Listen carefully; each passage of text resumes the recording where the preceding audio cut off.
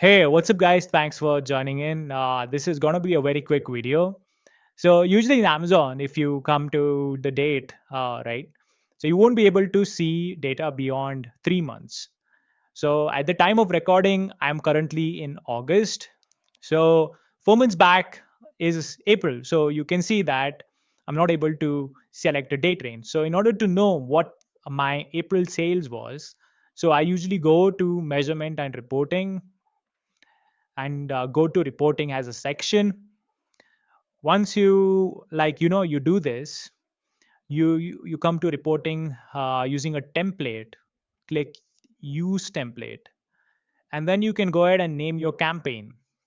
And once you do that, you just need to add your ad account name. So this is mine. I just click save over here, and I scroll down.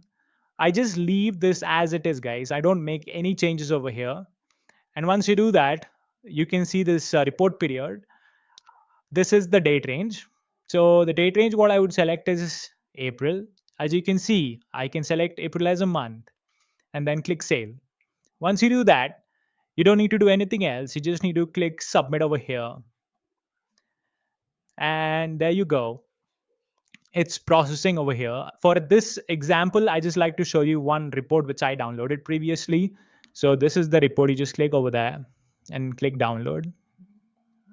And there you go, guys. You have the Excel sheet as well. So I think this helps a lot of brands to understand where the sales is 4 months back. Anyways, thank you guys so much for watching. Hope you have a great evening.